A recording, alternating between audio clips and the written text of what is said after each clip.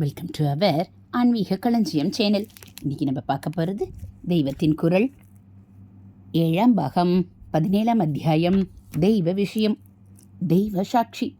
அதில் வேதாந்தத்தில் சாட்சி, கடவுள் சாட்சியாக சொல்கிறேன் என்று பாமர ஜனங்கள் கூட சொல்கிற வழக்கம் இருக்கிறது. சமஸ்த லோகங்களிலும் நடக்கிற சின்ன சின்ன காரியங்கள் உள்பட சகலத்தையும் பார்த்து கொண்டிருக்கிறவன் பரமாத்மா. ஆத்மா என்று வேதாந்த சாஸ்திரங்களில் சொல்கிற போது அங்கே காரியம் என்பதே கிடையாது. ஆனாலும் அங்கேயும் கூட ஆத்மாவை சாட்சி மாத்திரமாக இருப்பது என்றே சொல்லி இருக்கும். அந்த இடத்தில் நாம் நடைமுறை லோகத்தில் சொல்கிற சாட்சி மாதிரி ஆத்மா ஒன்றை பார்த்து கொண்டிருக்கிறது என்று அர்த்தமில்லை. தனக்கு வேறே ஒன்று இருப்பது, தான் அதை பார்ப்பது என்ற காரியத்தை பண்ணுவது என்பதெல்லாம் அத்வீதியமான இரண்டற்ற ஆத்மாவுக்கு கிடையாது. பின்ன ஏன் அதை சாட்சி என்று சொல்லி இருக்கிறது என்றால், சாட்சி என்பவன் காரியம் பண்ணுகிறதில்லை. நடக்கிற விவகாரத்தில் அவன் நேராக பங்கெடுத்து கொள்வதில்லை. ஆனாலும் அவன் இருக்கிற இடத்தில்தான் அந்த காரியம் விவகாரம் நடக்கிறது. தான் பங்கெடுத்து கொள்ளாமல் பட்டு கொள்ளாமல் தனக்கு முன்னே நடக்கிறதை அவன் பார்த்து கொண்டு மட்டும் இருக்கிறான். ஆத்மா இல்லாத இடமே இல்லை. ஆனபடியால் விவகார தசையில் லோகத்தில் நடக்கிற சகல காரியங்களும் ஆத்மாவின் சன்னிதானத்தில்தான் நடக்கிறது. ஆனாலும் ஆத்மா அதிலே பங்கு கொள்கிறதில்லை. இந்த பாயிண்டை மட்டும் வைத்துக்கொண்டு அதை சாட்சி என்று சொல்லி இருக்கிறது. ஒரு ஆசாமியை சாட்சி என்று சொல்வதற்கும் ஆத்மாவை சாட்சி என்று சொல்வதற்கும் இரண்டு பெரிய வித்தியாசங்கள் இருக்கின்றன.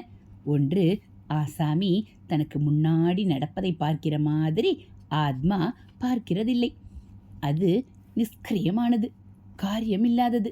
பார்ப்பதும் ஒரு காரியம்தானே, அந்த காரியமும் ஆத்மாவுக்கு கிடையாது. சாட்சியாயுள்ள ஆசாமியின் லட்சணமாக இரண்டு சமாச்சாரம் சொல்வார்கள். அவன் பார்ட்டிசிபெண்ட் இல்லை, அதாவது காரியத்தில் பங்கு கொள்பவன் இல்லை. ஸ்பெக்டேட்டர், பார்வையாளன் தான் என்பார்கள். இந்த இரண்டில் பார்ட்டிசிபெண்ட் இல்லை என்பது மாத்திரம்தான் ஆத்மாவுக்கும் பொருந்தும். அது ஸ்பெக்டேட்டரும் இல்லை. இது ஒரு பெரிய வித்தியாசம். இன்னொரு வித்தியாசம், சாட்சியாக உள்ள ஆசாமி இருந்தால்தான் அவன் பார்க்கிற காரியம் நடக்கும் என்றில்லை. எத்தனையோ காரியங்கள் ஒருத்தர் சாட்சியும் இல்லாமல் தான் நடக்கிறது. காரியம் பாட்டுக்கு நடப்பது, சில சமயங்களில் ஒரு ஆசாமி பாட்டுக்கு அதை பார்ப்பது என்றுதான் இருக்கிறதே தவிர, சாட்சி இருந்தால்தான் காரியமே நடக்கும் என்று இல்லவே இல்லை. ஆனால் ஆத்மா விஷயத்தில் பார்த்தாலோ சகல காரியங்களுக்கும் ஆதார சக்தியே ஆத்மாதான் என்று தெரிகிறது. லோகம், ஜீவராசிகள் அத்தனைக்கும் அடிப்படை ஒன்றே ஒன்றான அந்த ஆத்மாதான். அது இல்லாவிட்டால் இதுகள் எதுவுமே இல்லை. இதுகளே இல்லாததால் இதுகள் செய்கிற எந்த காரியமும் இல்லை. வேடிக்கையாக இருக்கிறது. ஆத்மாவுக்கு காரிய சம்பந்தமே இல்லை. அது நிஷ்கிரியமானது. ஆனால் அது இல்லாவிட்டால் ஒரு காரியமும் இல்லை. சாட்சியாக உள்ள ஆசாமி மாதிரி அது ஒரு காரியத்தில் பங்கெடுத்து கொள்கிறதில்லை. அதே சமயத்தில் மனுஷர்களில் சாட்சி என்று இருக்கிற எந்த ஆசாமியும் அது மாதிரி தான் பார்க்கிற காரியத்துக்கு அடிப்படையான ஆதார சக்தியாக இருக்கவும் இல்லை. இப்படி பேதங்கள் இருந்தாலும் ஒரு காரியம் நடக்கிற போது அங்கே அதில் நேராக ஈடுபடாதவராக வெறுமனே இருப்பது என்ற அம்சத்தில் சாட்சியாயுள்ள ஆசாமிக்கும் ஆத்மாவுக்கும் ஒற்றுமை இருப்பதாலேயே ஆத்மாவை சாட்சின் என்று சொல்லி இருப்பது. நன்றாக புகுந்து புறப்பட்டு பார்த்தால் ஆத்மா சாட்சி கூட இல்லை. ஆத்மாவாக இருக்கிற மாதிரி நிலையில் சதாவுமே உள்ள சத்தியமான நிலைதான் அது. அப்படி தெரியாமல் மாயை மயக்கி வைத்திருக்கிறது.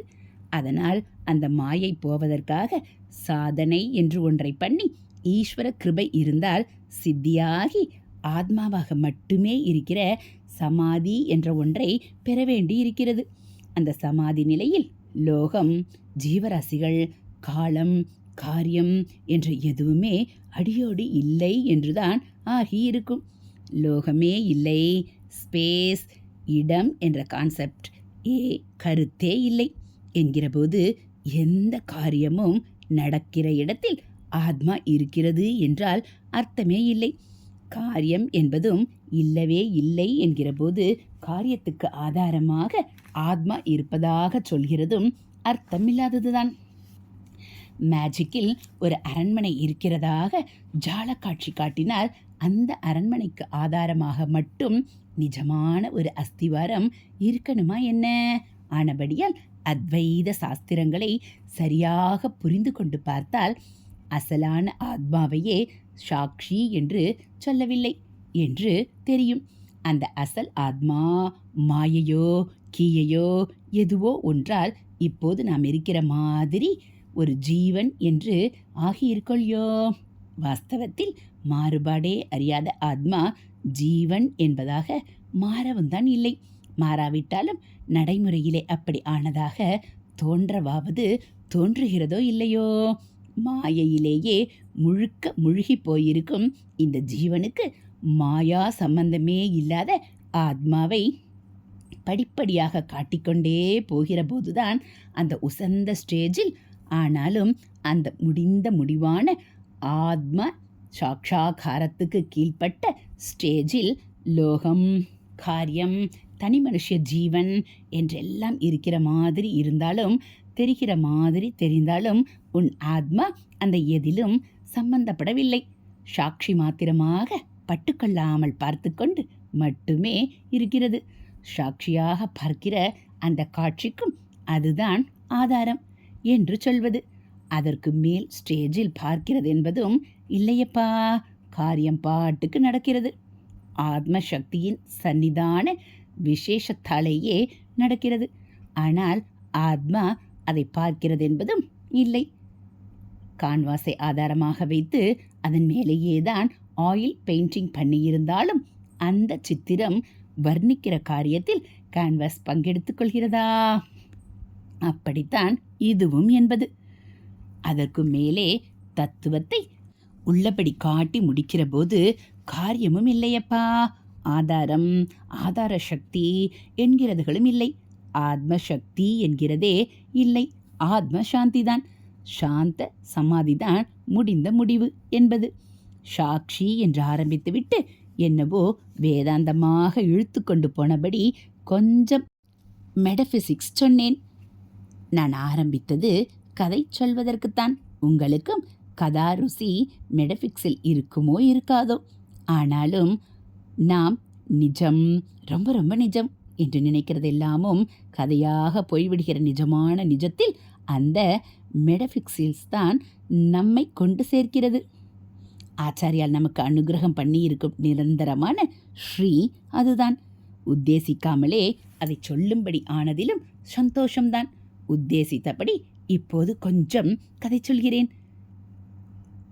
பரமார்த்தத்திலிருந்து விவகாரத்துக்கு வருகிறேன். ஹரஹர சங்கர, ஜெய ஜெய சங்கர. ஹரஹர சங்கர, ஜெய ஜெய சங்கர. மகாபெரிவாச்சரணம். இது போல் தெய்வத்தின் குரல் பகுதிகளை நீங்கள் தினந்தோறும் கேட்கணும் அப்படின்னா மறக்காமல் நம்ம சேனலை சப்ஸ்கிரைப் பண்ணுங்கள். கூடவே பெல் ஐக்கானை கிளிக் பண்ணி ஆளுங்கிற பட்டனையும் அழுத்திடுங்க. நம்ம சேனலில் வரக்கூடிய தெய்வத்தின் குரல் பகுதிகள், மகாபிரிவ மகிமை, மகாபிரிவ அருள்வாக்கு எல்லாம் உங்களுக்கு பிடிச்சிருந்தா ஒரு லைக்கும் கமெண்ட்டும் கொடுத்து உங்களுக்கு தெரிஞ்சவங்களுக்கும் ஷேர் பண்ணுங்கள். ஹரஹர சங்கர, ஜெய ஜெய சங்கர. ஹரஹர சங்கர, ஜெய ஜெய சங்கர.